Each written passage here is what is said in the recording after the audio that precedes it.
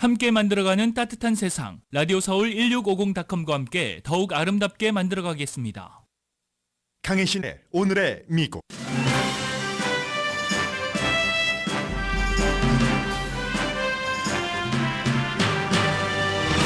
트럼프 전 대통령 유죄 판결이 끝나자마자 오늘부터는 바이든 대통령의 아들 헌터 바이든의 총기법 위반 재판이 시작됐습니다.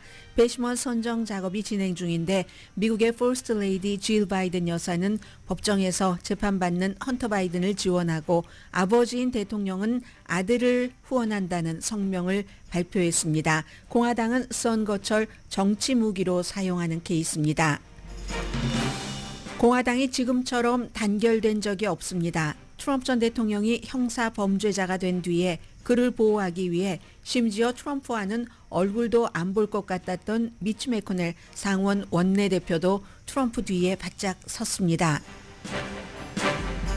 멕시코는 멕시코 역사상 최초의 시뇨라 프레지덴타 여성 대통령이 탄생했습니다.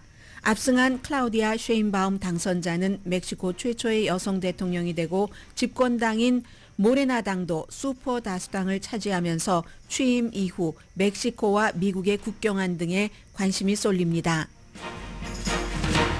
미국 대통령 바이든이 지난 금요일 이스라엘 평화 계획이라는 공개 연설로 네타냐후를 압박한 뒤 이스라엘이 하마스와 휴전 협정을 저울질 중입니다. 세계 여론이나 이스라엘 국민은 받쳐주는데 이스라엘 극우 정치인들이 휴전 협정에 반대합니다.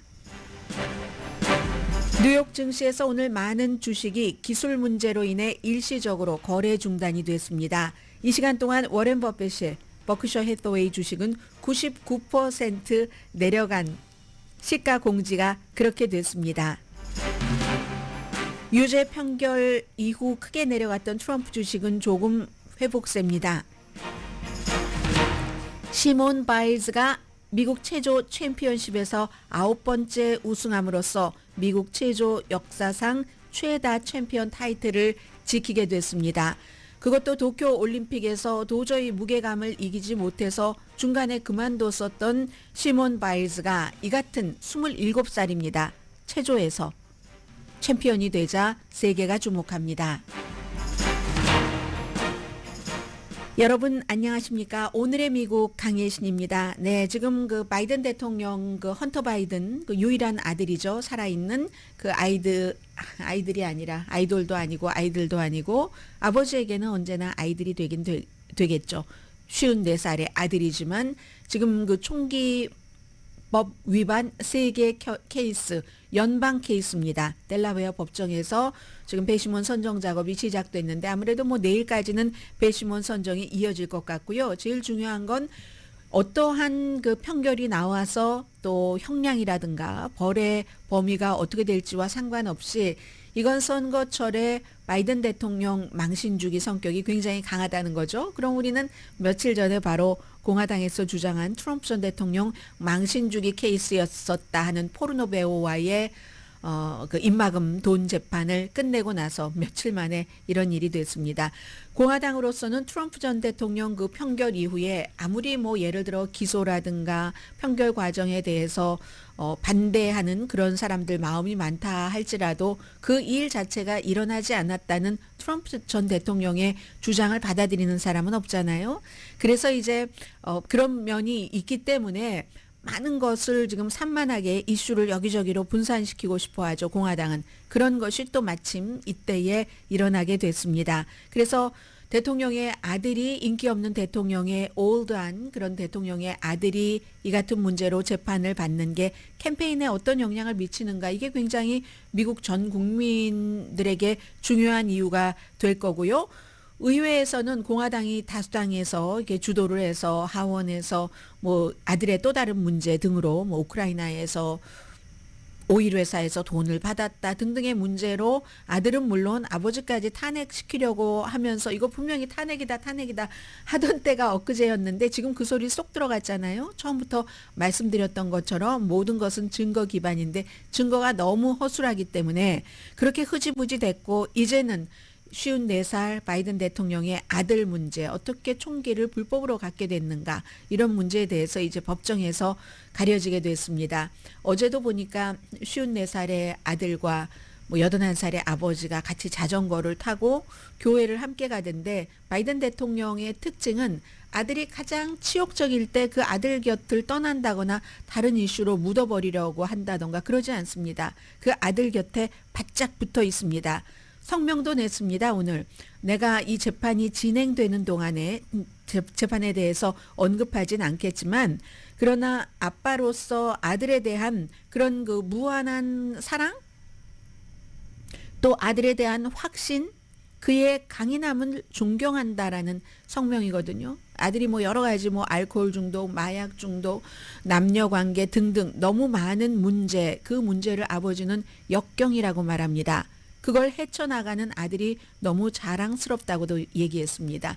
그런 아들을 보면서 우리 가족들은 부분적으로 영감을 받기도 하고, 이렇게 많은 일을 겪었고 앞으로도 함께 계속 할 것이고, 이렇게 이제 아들을 지원하는 것을 오늘 표현을 했고요. 이 아들이 이제 72년도였었죠. 교통사고가 나서 그때 굉장히 젊었던 사람인데, 바이든이요, 조 바이든이 아내와 또 딸이 숨졌고 그 교통사고로 살아서 생존한 보 바이든이라는 큰아들과 헌터 바이든 작은 아들, 어린 아이였어요. 큰아들이 당시에 2살이었던가요? 헌터 바이든이 2살이었던가요? 하고 이 아들들도 병원에 입원했어야지 됐고, 그리고 그 아들을 키운 사람이 지금의 질 바이든입니다. 그때부터 바로 결혼을 해서 키웠고, 그리고 이제 질 바이든과 바이든 대통령 사이에는 딸이 한 사람 있죠. 그 딸이 애슐리든가요? 오늘 애슐리도 법정에 갔습니다.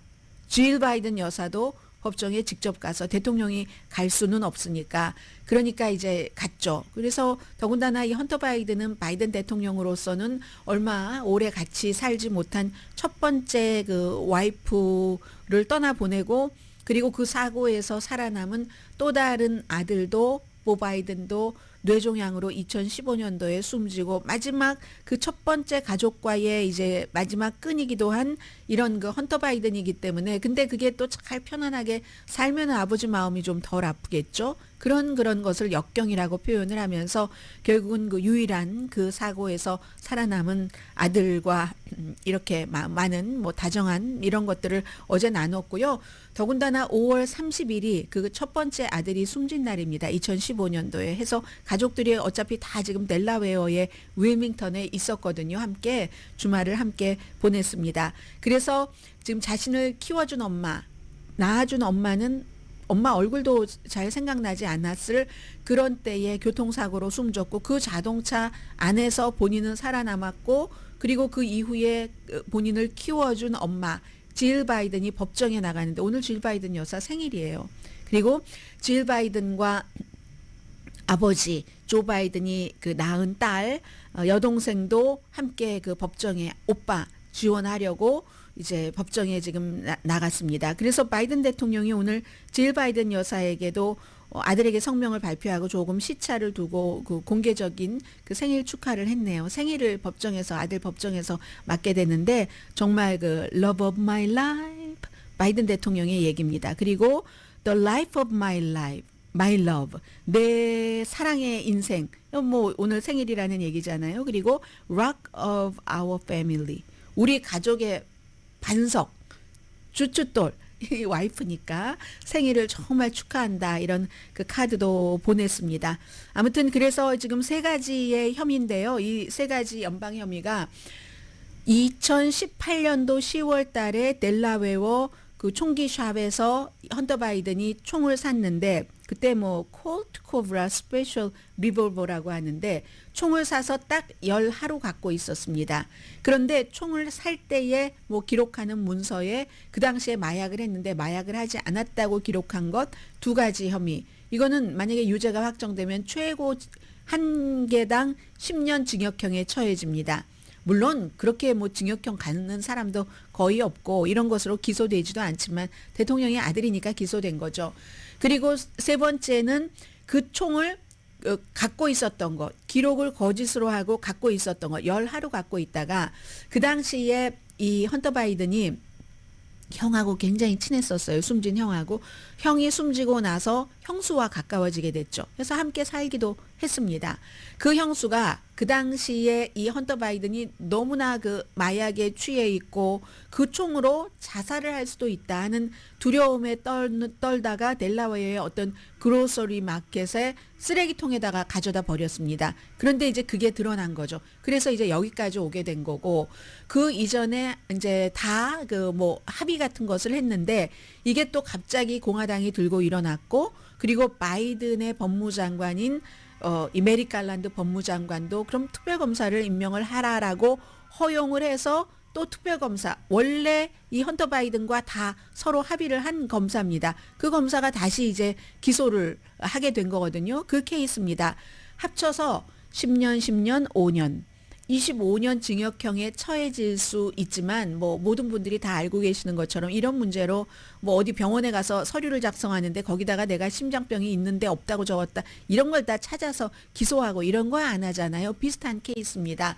그러므로 이걸 뭐 이 일로 감옥에 갈 일은 없다고 대부분 보고 있습니다만, 그러나 이건 이제 그 대통령의 선거의 해이기 때문에 굉장히 그 중요한 거고, 이 재판 과정에서 얼마나 많은 또 헌터 바이든의 새로운 치부가 드러날 수도 있죠. 당시에 본인은 이미 2021년도에 책에서 Beautiful Things라는 책에서 다 얘기를 했지만, 그때는 내가 15분마다 한 번씩 담배도 피우고 약도 하고 오로지 약을 사기 위해서 돈을 벌고 어떻게 하면 약을 살 수 있는가, 그것만 연구했었다라고 본인이 이미 고백을 했었던, 그런 것 이외에 더 나올 게 있을 수도 있고, 그리고 이제 형의 와이프와 함께 살았었기 때문에 형이 숨진 뒤에 그 사람도 증인으로 나오고 또 첫 번째 부인 뭐도 증인으로 나오고, 이런 여러 가지가 이제 바이든 대통령에게는 망신살이 뻗칠 수도 있는 일인데, 바이든 대통령은 그런 거 신경 쓰지 않습니다. 그냥 아버지로서 아들 곁에 있고 아들이 점점 나아지고 있는 것이 너무 자랑스럽다고 얘기를 하고 있고요. 또 다른 재판도 남아있죠. 캘리포니아주에서 세금을 알면서도 의도적으로 안 내고 회피하고 있었다. 지금은 다 물었습니다. 그 케이스에 대해서도 이제 역시 연방 케이스죠. 이런 것도 또 하나의 재판이 남아있긴 합니다.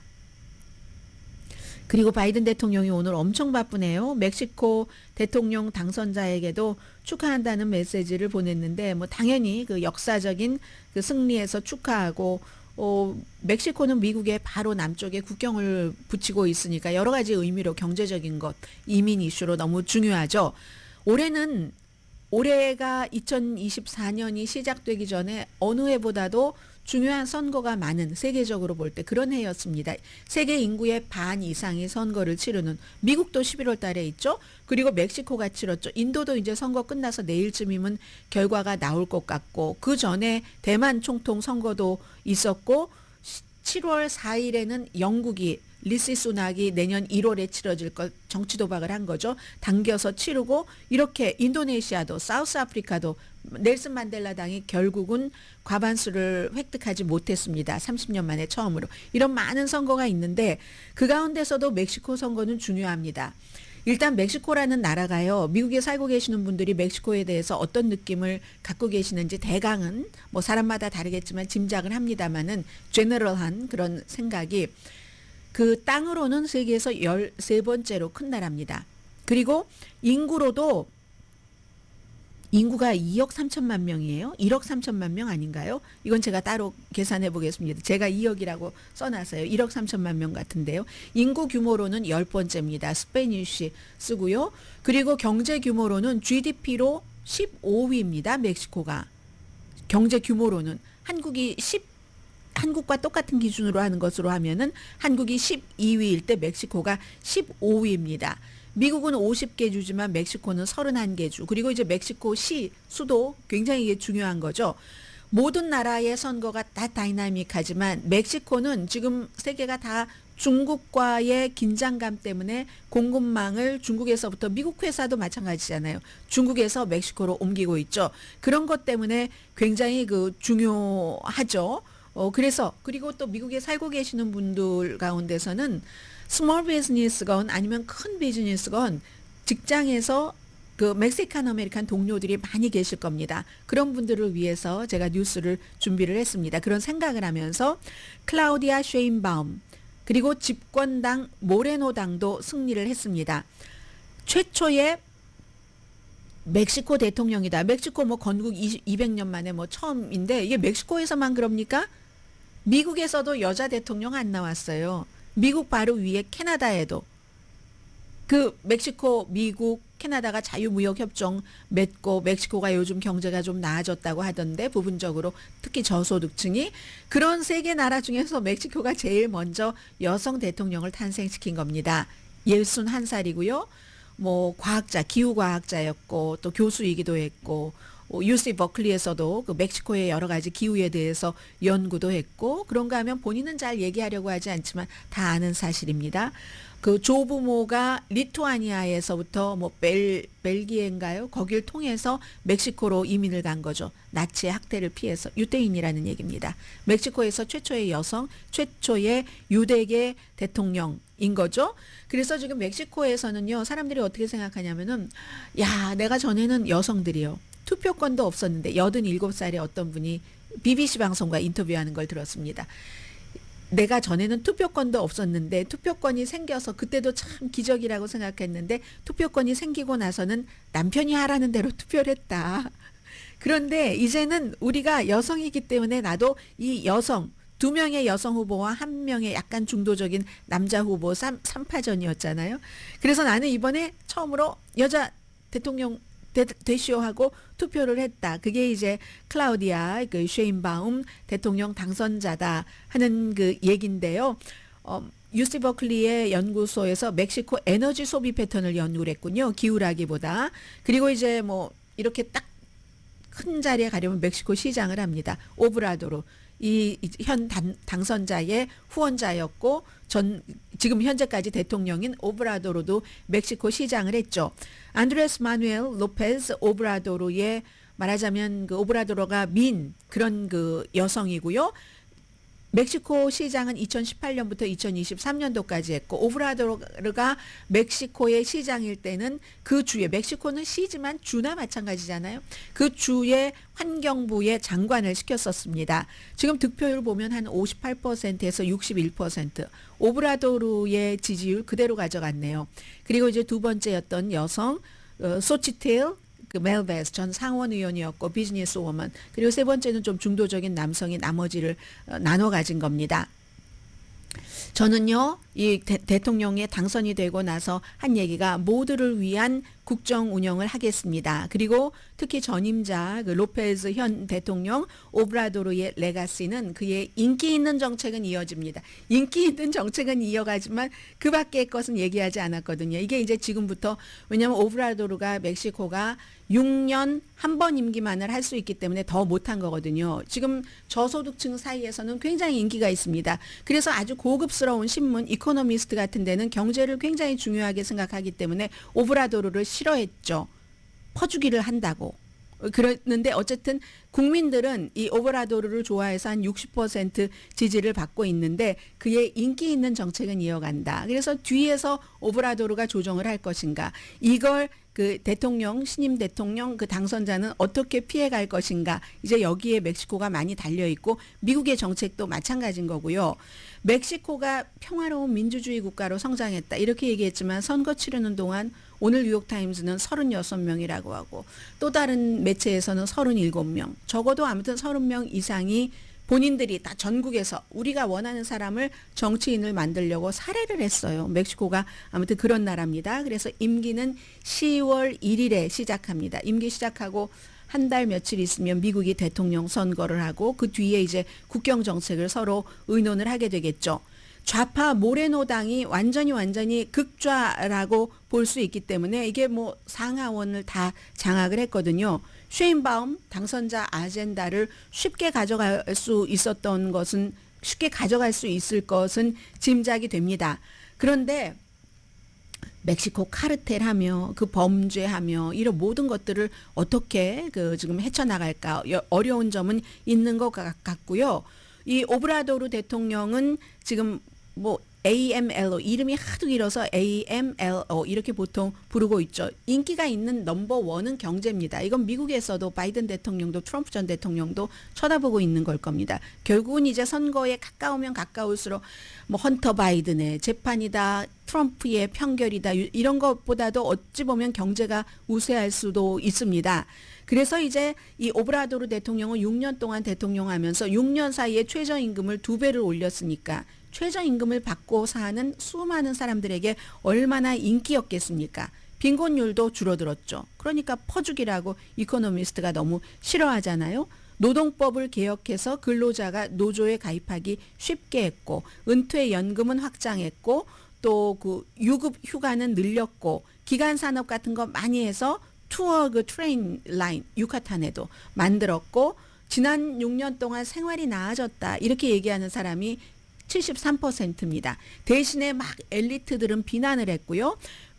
특히 이제 경제가 좋았던 것은 보통 이제 프렌드 쇼링이라고 얘기를 하죠. 프렌드 쇼링해서 우방국과 공급망을 구축하는 거. 이게 이제 미국이 될 수도 있는 것이었고요. 그래서 미국이 지난해에 중국에서 사들인 물건보다 멕시코에서 사들인 물건이 더 많습니다. 그리고 또 멕시코 사람들이 해외에서 막 돈을 벌어서 멕시코로 보내잖아요. 그런 돈이 들어간 것도 있고 해서 이제 그런데 이 오브라도르 대통령은 굉장히 이슈는 좌파였는데요. 행동은 우파였습니다. 그 행동은 트럼프와 비슷했고 헝가리의 빅토르 오르반과 비슷했고 아니면 나렌드라 모디 인도 총리와 굉장히 비슷했거든요. 그리고 본인의 마음에 들지 않는 거 보도하면 언론에게 다 거짓말이라고 얘기를 하고 그러면서도 서민적으로 막 그 대통령이 대중교통을 막 타면서 사람들과 얘기를 한다던가 그런 거. 근데 이제 가장 최악은 그 군인을 공공안전에 등장을 시킨 거죠. 이거는 굉장히 이제 실패를 했습니다. 그러나 경제 엘리트를 강하게 비난하는 것, 그것도 말하는 스타일도 보통 사람들 서민 스타일로 말하고 이런 것은 굉장히 인기가 있었고 마음에 안 들면 사법부도 썩었다고 얘기를 하고 일부 판사가 뭐 나라를 망치는 보수 음모의 일부다. 지금은 미국에서 진보 음모를 얘기를 하고 있지만 트럼프 측에서 이슈는 트럼프와 반대지만 스타일은 트럼프와 똑같습니다. 완전히 저널리스트들을 깔아뭉개고 뭐 이렇게 얘기를 했었는데 아무튼 그의 후원을 받아서 당선된 쉐인바움 당선자는 앞으로 어떻게 할 것인가 보다 좀 관료적으로 접근을 하겠죠. 오브라도르처럼 하지는 못하겠죠. 그리고 중요한 건 멕시코 시장이었을 때 범죄율을 굉장히 줄였답니다. 그게 이제 경찰 훈련하는 방식도 바꾸고 또 경찰 봉급은 많이 늘리고 이런 것이 미국이 지금 경찰에 대해서 다 나쁘다고 하지만 미국에서 경찰력이 잘 이제 운영되고 있는 그런 도시를 모델로 삼았었다고 하거든요. 그래서 일단 10월 달에 대통령으로 이 쉐인바움 당선자가 취임을 하고 나면은 미국과 국경 이슈부터 할 텐데 이건 아마 오브라도르도 바이든과 협조를 했으니까 협조를 할 것으로 예상을 하고 있고요. 제일 중요한 것 또 하나가 이제 뭐 범죄 퇴치 이런 것과 함께 예산 적자죠. 너무 많이 이제 말하자면 이코노미스트 같은데 표현으로 퍼주기를 했었기 때문에 예산 적자가 이제 늘어난 상태에서 이 대권을 이어받은 거잖아요. 그리고도 오브라도르가 만약에 재선할 수만 있으면 재선이 됐을 텐데 뒤에서 너 내가 대통령 만들었지 하고 얼마나 힘을 가할지 아니면 그냥 스스로 알아서 하세요 하고 내버려 둘지 이제 미래 권력과 현재 권력이 충돌하는 게 벌써 시작됐는지도 모르겠습니다. 아무튼 미국과는 그 밖에도 이제 국경 문제뿐만이 아니라 마약, 펜타닐 이런 문제 있고 멕시코도 트럼프 전 대통령이 당선되는 거 지금 현 당선자 별로 좋아하지 않을지 모릅니다. 바이든 대통령보다도 더하게 이건 완전히 그 멕시코에서 만들어지는 중국산 자동차에게는 관세를 100% 이제 물게 하겠다. 그리고 멕시코의 카르텔을 깨기 위해서 미국의 특수부대를 그곳에 보내겠다. 이런 말을 하고 있잖아요. 그래서 미국과 멕시코의 대통령이 거의 비슷한 시기에 이제 그 정권을 잡고 있기 때문에 그리고 세계는 공급망 중국과의 문제 때문에 멕시코의 최초의 여성 유대계 대통령은 클라우디아 쉐인바움은 굉장히 주목을 받는 대통령이 될 겁니다.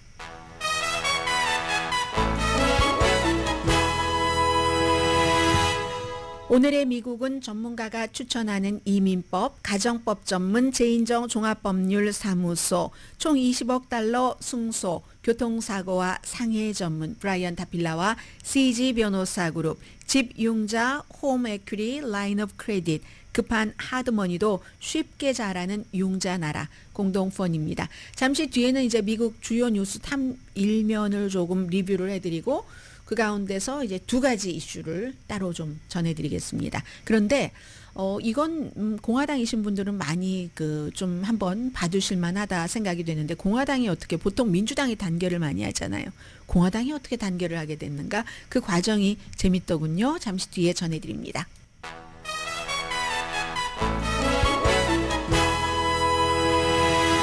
라디오 서울 방송 오늘의 미국 듣고 계십니다. 라라 트럼프라는 얘기를 앞으로 많이 들으실 텐데요.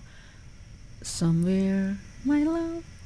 닥터 지바고의 라라가 아니라 트럼프 전 대통령의 며느리인 라라 트럼프를 트럼프의 며느리에서 이제는 공화당 전국위원회 공동의장으로서 같이 공동의장 된 사람이 훨씬 그곳에서의 뿌리가 깊은데 전부 라라 트럼프를 언급을 합니다. 오늘 아침에도 트럼프 전 대통령이 유죄 판결을 받고 48시간 동안 소액 이 기부자들이 7천만 달러를 보냈다.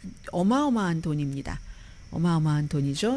그리고 역시 이런 것들도 선거에 영향을 미치기도 하고요. 그런 내용들이 지금 발표가 되고 있습니다. 발표가 되고 있는데요. 오늘 미국의 모든 그 주요 신문도 크게는 공통적으로 두 가지 이슈입니다. 하나는 트럼프 전 대통령 유죄 판결 이후 바이든 대통령 아들의 재판은 아주 조금 뭐 나오거나 말거나 일면에 이렇게 되고요. 그렇거든요. USA 투데이를 보더라도 우선 위에 더 중요하게 네탄야후를 얘기를 했네요. 네탄야후의 보좌진이 이스라엘이 가자 플랜을 받아들인다. 이 가자 플랜이라는 게 금요일에 이제 바이든 대통령이 오늘의 미국이 끝나고 나서 딱 그 카메라를 보고 연설을 한 거거든요. 이거 뭐 하마스가 받아들이면 이스라엘도 받아들일 것이다 라고 얘기를 했고 이스라엘도 실제로 받아들였습니다. 그 내용 자체를 보자면 지금 아예 조금 짚고 가죠. 그리고 다른 매체들도 다 비슷한 내용이었으니까요. 깜짝 연설이라고 많이 얘기들을 합니다. 6주일 동안 전투를 중지하고 그 사이에 이제 포로와 인질을 교환하는 것 그리고 더 중요한 것은 이제 가자 지구에 많은 그 도움이 들어갈 수 있다 하는 것이었죠. 중동이나 국제적으로 모두 지지를 했습니다.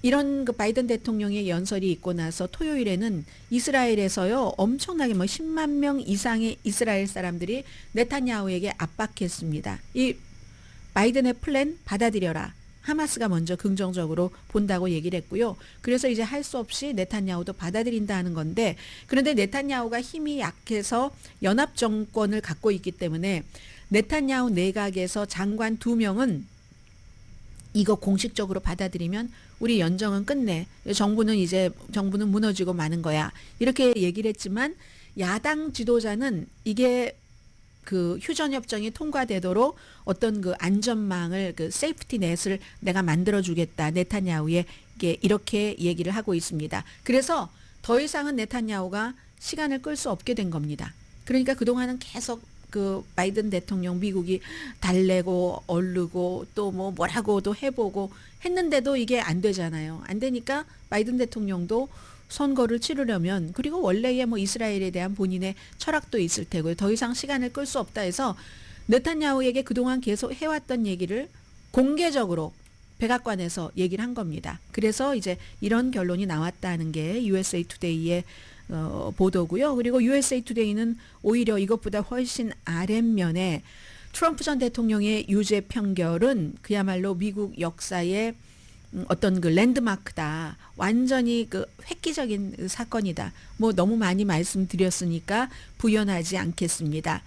월스트리트저널은 이제 관련 뉴스로 월스트리트저널이 조금 늦긴 하네요. 사진 보니까 멕시코에서 그 멕시코의 분들이 많이 쓰고 다니는 스카프와 또 무슨 모자 이런 것을 쓰신 분들이 한 표 행사하는 사진이 있는데 역시 월스트리트저널답게 만약에 시간이 있으면 말씀드리고 아니면 그냥 이 정도만 아셔도 될 것 같습니다. 오펙이 올해 이제 그 선거가 좀 가까우면 가까워 올수록 오일 생산량을 줄인다. 그럼 트럼프에게 좋고 바이든에게 나쁘다 하는 거죠. 그런 내용이 이제 탑으로 돼 있고 그리고는 이제 트럼프 전 대통령의 트럼프와 공화당이 사법 시스템을 엄청나게 공격하고 있다. 유죄 판결을 했다고 해서 판사는 악마다, 뭐 검사도 그렇다, 뭐 이런 그런 내용을 보도를 했고요. 뉴욕타임스 오늘 그 일면을 보면은 대통령이 중범죄인이면 누가 그를 스탑할까? 여러분, 윤한기의 노래가 아니라 누가 그를 스탑할까? 여러분 맞네요. 결국은 11월 달에 유권자가 선거에서 스탑을 하던 계속 가라고 하던 유권자의 뜻대로 될 것이기 때문에 미국의 그 건국의 아버지들은 참 왕을 싫어했는데 지금 이제 트럼프 전 대통령은 공화당에서는 왕입니다.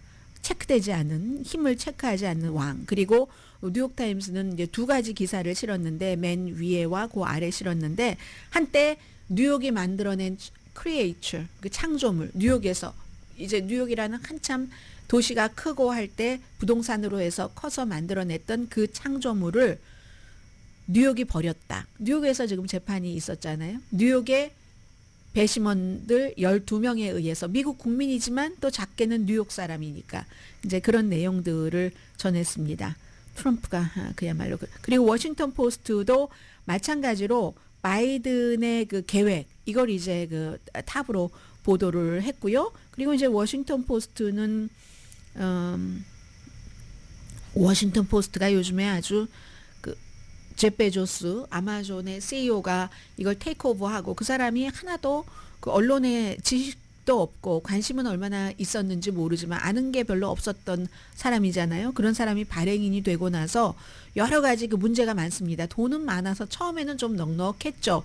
그러다가 자꾸만 뭐 이 사람도 바꾸고 저 사람도 바꾸고 축소하고 게다 대고 인공지능으로 사회가 변하고 있고 하니까 워싱턴 포스트는 얼마 전에 인공지능을 이 편집실에 엄청나게 들여온다 하는 발표도 했는데 워싱턴 포스트의 그 편집인이 또 이제 내려갔다 뭐 이런 내용들도 싣고 있고요. 그리고는 이제 각 그 주요 신문은 지역마다 전부 그 지역의 그림에 맞는 그런 것을 일면에서 그것도 탑뉴스에서 강조를 합니다. 애틀란타 저널 컨스티튜션은 그쪽 지역에 아마 물 문제가 있는가 보죠. 그 물 문제를 물이 부족하는 그 문제를 굉장히 그 중요하게 그 다루고 있고 그리고 휴스턴 크로니클은 공항이 휴스턴 뭐 공항 있잖아요. 공항에 어떤 그 다이닝 컨트랙트 뭔가 이제 뭐 식당 그 계약 같은 것 이런 게 있는가 보죠. 그런 것을 크게 그 다룬 그런 내용이 오늘 탑뉴스입니다.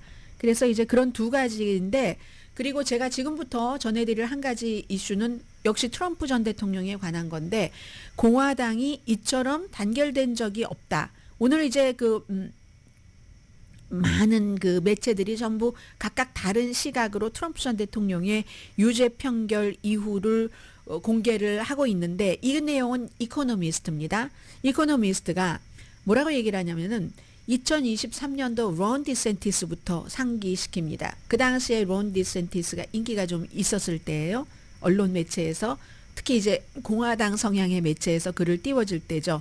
그때 2월 달에 기소했으니까 아무튼 기소되기 직전에 론 디센티스가 한 얘기가 아니 도대체 불륜 의혹을 감추려고 포르노 배우에게 돈을 주다니 이게 도대체 무슨 일이래요? 저는요 트럼프가 만드는 그 같은 드라마틱한 이런 드라마 같은 건 안 만들고 드라마 없이 트럼프와 비슷한 정책으로 좋은 대통령이 될 사람입니다. 본인이 이렇게 얘기를 했습니다. 그리고 기소가 되고 난 뒤에 론 디센티스가 한 얘기는 그때는 본인이 트럼프보다 높아질 수 있는 가능성이 있는 때고 지금은 다시 트럼프가 엄청 우뚝 솟은 때입니다. 트럼프를 지지를 했고 예비선거에서 이제 물러난 뒤에 지지를 했지만 고무도장이나 찍는 법원이 정치 아젠다에 따른 판결을 내렸다. 고로 트럼프 전 대통령은 정치 피해자다. 이게 론 디센티스의 얘기입니다. 그래서 이 뉴욕뿐만이 아니라 여러 지역에서 다 기소하면 플로리다주도 그렇고 워싱턴도 그렇고 특별검사가 워싱턴과 플로리다에서 기소했잖아요. 기밀 서류와 그 선거에 개입한 혐의로 의사당 폭동 사건 그리고 조지아는 조지아주 내부의 기소이고 그럴 때마다 트럼프 전 대통령의 지지율이 막 점점 올라가더니 지금 다 이렇게 대선 후보까지 확정이 거의 돼버린 거죠. 기소한 뒤에 특히 뉴욕에 이 사건으로 기소된 이후에 1년 전만 하더라도 이 정도까지 공화당이 뭉치는 건 상상하기 어려웠는데, 그래서 공화당의 어떤 사람이 누구죠? 그 공화당의 상원의 미치 매코넬 그 원내 대표의 전에 보좌관을 했던 사람이 텔레비전에 나와서 얘기하는데요. 그 엘렌 브래그가 올해의 공화당에서 주는 상을 받아야지 된대요. 엘렌 브래그가 트럼프를 뉴욕에서 기소한 검사입니다. 트럼프를 기소하겠다고 공약하고 당선이 돼서 기소한, 공화당에 상 줘야 된다고, 공화당을 뭉치게 했다고. 그리고 트럼프 전 대통령 자신도 미국이 파시스트 국가다, 전직 대통령을 기소하다니, 전직 대통령에게 입막음, 개그 오더를 내리다니 말을 돼? 이렇게 얘기를 하면 사람들이, 이코노미스트는 비굴하다고 표현을 하더군요. 트럼프 옆으로 쫙, 전에는 트럼프를 경멸하던 사람이 비굴하게 뭐 오하이오주의 뭐 벤스 같은 상원 의원이라든가, 또 이제 마이크 존슨 같은, 마이크 존슨은 트럼프를 비난한 적은 없어요. 하원 의장, 뭐 심지어는 수백만 명의 나치군과 일본의 제국 군인들도 미국을 무너뜨릴 수 없었는데 뉴욕의 한 쓰레기 같은 판사가 방금 미국을 무너뜨렸다. 공화당의 어떤 정치인이 한 얘기. 또 마르크스주의의 광대라고, 또 공화당에서 미국 공산주의라고 이렇게 얘기하는 게 많습니다. 그리고 텍사스주의 법무장관, 그것도 모자라서 켄 팩스턴이죠. 노골적인 부패와 맞서기 위해서 모든 수단을 나는 다 동원한다. 텍사스의 검찰총장으로서 이렇게 얘기를 합니다. 정확하게 무슨 얘기를 한다고는 말하지 않았어요. 그리고 공화당에서는 유죄 판결이 나오기 전부터 이 기소를 한 검사와 판사, 후앙멀천 판사를 어떤 조사를 해야지 된다. 의회에서 이런 얘기를 많이 했고요. 그리고 가장 예상하지 못했던 사람은 미치 매코넬이죠. 이런 혐의는 결코 혐의에 대해서 기소가 됐어도 안 되고 항소에서는 반드시 이게 무죄가 될 것이다. 이렇게 주장을 하고, 수잔 콜린스 같은 온건한 사람도 이건 너무 정치적이다라고 비난을 했고, 이게 가장 놀라울 만하죠. 마이크 펜스 전 부통령도 완전히 트럼프와 사이가 틀어졌지만 이 판결에 대해서는 난 분노한다라고 얘기를 했습니다. 분노하지 않는 사람들, 그리고 그 사람들은 어떤 대우를 받고 있는가. 니키 헤일리, 여기에 대해서 뭐라고 얘기하지 않거든요. 밋 럼니, 존 볼튼, 그리고 이 중요하네요. 지금 메릴랜드에서 상원 선거에 나간 한국의 사위라는 레리 호건 전 메릴랜드의 주지사는 정말 이 당파심, 이 정도의 당파심은 참 나쁜 거다라고 모호하게 비판을 하고, 미국 사람들은 이거 배심원 판결이다. 배심원이 변호인 측도 검사 측에서도 다 이 배심원 괜찮아요 라고 서로 약속을 한 배심원이고, 배심원 가운데는 나는 모든 뉴스를 다 트럼프의 그 소셜미디어, 그 트루스 소셜에서만 봐요, 이렇게 얘기한 사람도 있다. 이건 국민이 판결을 내린 거다. 양쪽의 얘기를 다 듣고 이렇게 얘기를 했거든요. 그 판결을 존중해야지 된다. 레리 호건이. 그랬더니 트럼프의 선거 캠페인에 수석 보좌관이 하는 얘기가, 이제 선거 운동 끝났네. 저 사람 상원 의원 못 되겠네. 이렇게 얘기를 했습니다. 그래서 당파심에서 좀 떨어진 사람들은 지금 이런 대우를 받고 있다는 거고요. 공화당 그 유권자들은 이번 유죄 판결로 트럼프에게 투표할 가능성이 난 좀 약해졌어 하는 사람 10%, 무당파 가운데선 21%, 나머지 사람들은 10%보다 많은 공화당 사람들은 뭐 30몇 %였어요. 37%인가요?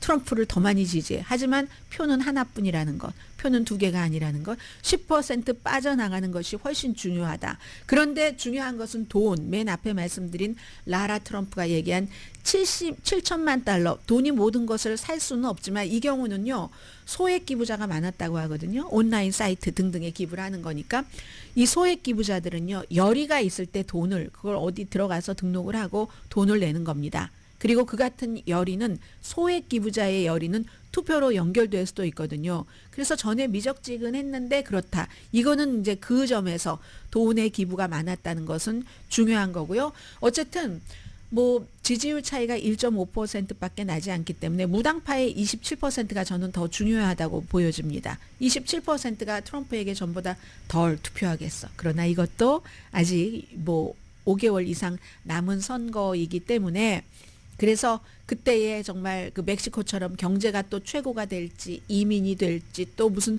불의의 사고가 일어날지 알 수 없는 일이다. 이 정도로 말씀을 드립니다. 자, 여기서 일단 중단을 할까요? 네.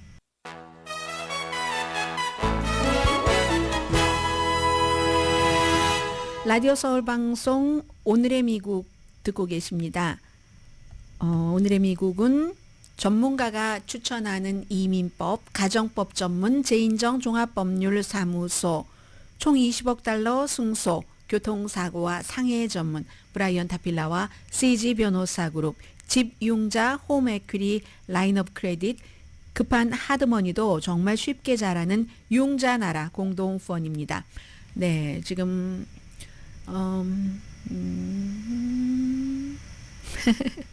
뉴욕 증시를 조금 보고 있었는데요. 오늘 다우는 지금 뭐 내려가고 있고 나스닥은 괜찮은 것 같은데 나스닥도 내려가는군요. 이게 그 종목에 따라서 다르니까 S&P 500도 오늘 3대 지수가 전부 내려가고 있는데 아침에 증시에서 뭐 8시 이전에 어떤 일이 있었냐면요.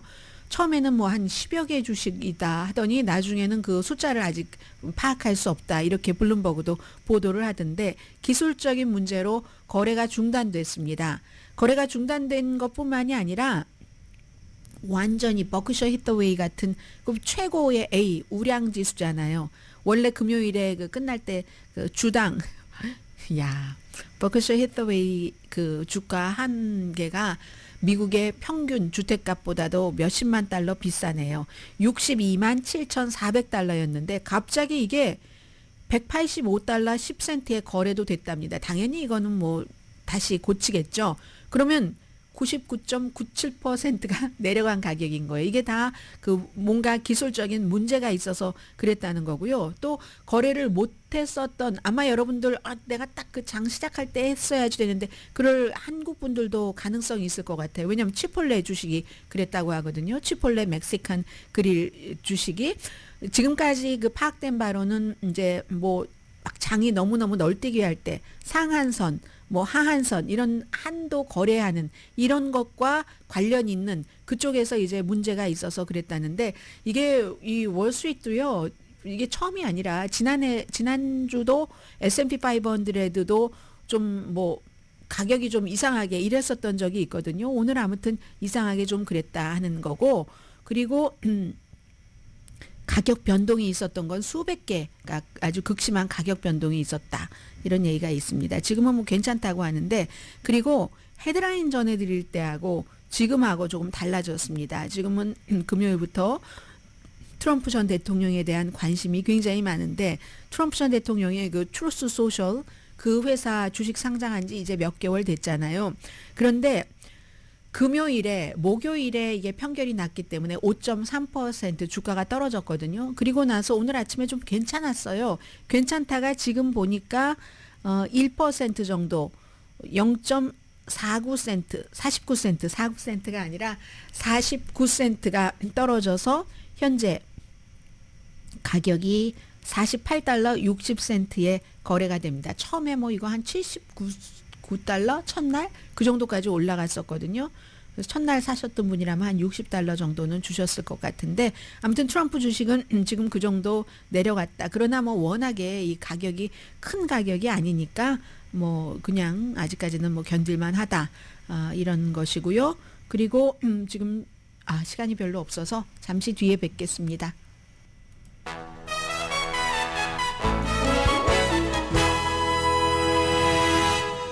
라디오 서울 방송 오늘의 미국 듣고 계십니다.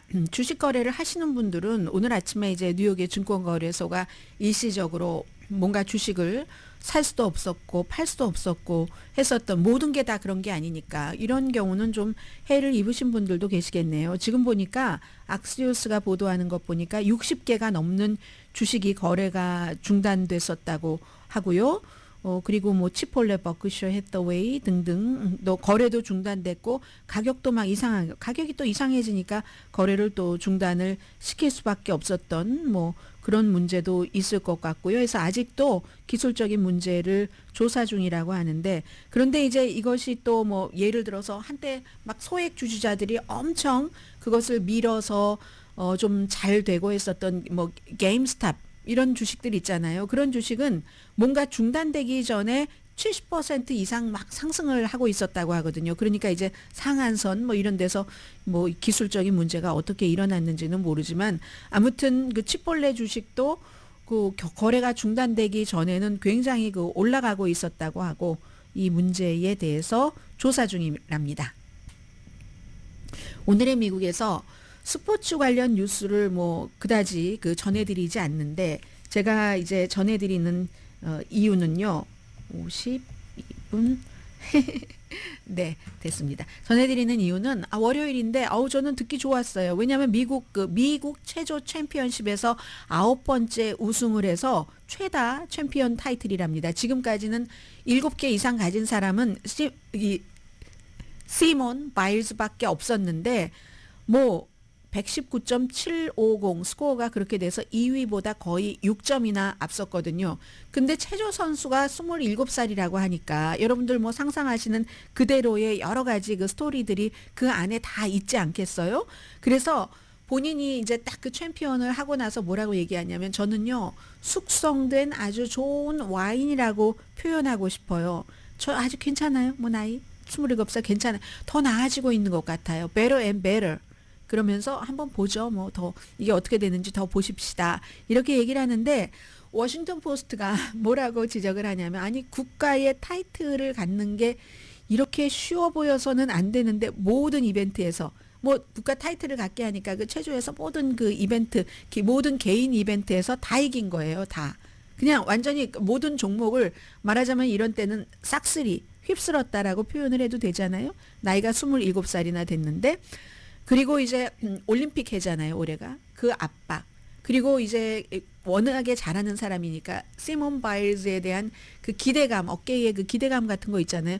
그런 것에 전혀 동요하지 않았다라는 얘기를 하고 있습니다. 2021년도에는 내가 너무 이게 신경이 쓰여서 못하겠어요 하고 경기를 빠져나왔을 때 어떤 사람들은 국가를 생각해야지 하고 했고 어떤 사람들은 충분히 이해한다 했거든요. 그리고 나서 2021년 지금 2024년도에 이렇게 됐잖아요. 그래서 지금부터 바일즈와 15명의 선수가 USA 그 5명 이제 그 올림픽에 나가는 그 자리를 놓고 6월 27일부터 30일까지 미니애폴리스에서 경쟁할 텐데 바일즈 티켓이야 뭐 이런 때 따놓은 당상인 거죠. 따놓은 당상이고 나머지 4명들이 하는 거겠죠. 당신의 혈관 건강.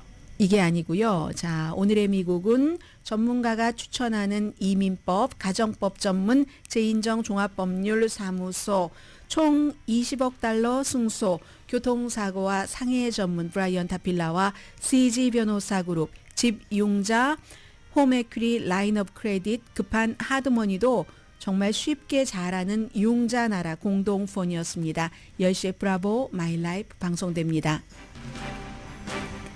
지금 의회에서는 안토니 그 파우치 앤토니 파우치 미국식대로 청문회에 나왔거든요. 공화당이 나오라고 해서 그 코비드 19에 관해서 뭐 여러 가지 그 앤토니 파우치 가족에 대해서 비난을 많이 했었잖아요. 그런데 이 나이가 많이 드신 이분도 가족들이 지금까지도 이메일을 받고 협박받고 있다고 얘기하실 때는 조금 울먹울먹 하시더군요. 감정이 격해지는 거죠. 강혜신이었습니다.